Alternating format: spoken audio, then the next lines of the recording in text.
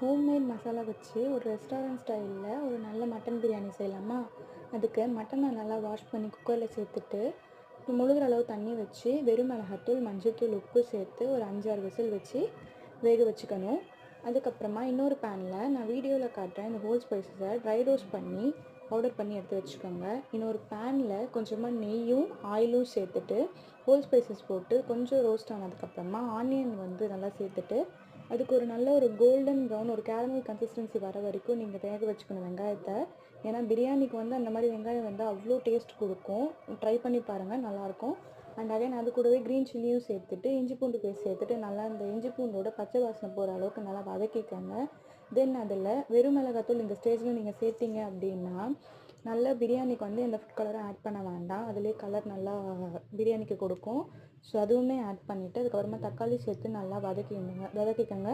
தக்காளி நல்லா வதங்கினதுக்கப்புறமா கொத்தமல்லி, கருவேப்பிலை இதெல்லாம் சேர்த்துட்டு புதினா சேர்த்துட்டு நல்லா அதை மிக்ஸ் பண்ணி எடுத்துக்கோங்க.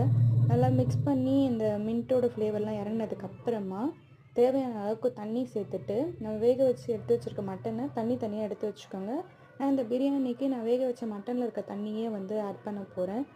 ஸோ பாஸ்மதி ரைஸ்க்கு 1:1 1.5 அந்த மாதிரி சொல்லுவோம். 1 கிளாஸ் அரிசிக்கு 1.5 கிளாஸ் தண்ணி. ஸோ இதுவே நம்ம சீரக சம்பா எடுத்துருக்கோம் அப்படின்னா 1 கிளாஸ் அரிசிக்கு 2 கிளாஸ் தண்ணி வச்சுட்டு நல்லா நம்ம இந்த மட்டனை போட்டுட்டு வேக வச்ச மட்டனையும் சேர்த்துட்டு நல்லா அந்த மசாலாவோட மிக்ஸ் ஆகிற மாதிரி மிக்ஸ் பண்ணிவிட்டு ஒரு 5 மினிட்ஸ் க்ளோஸ் பண்ணி ஸ்லோ ஃப்ளேமில் வேகட்டும். மசாலா நல்லா மட்டனில் இறங்கியிருக்கும்.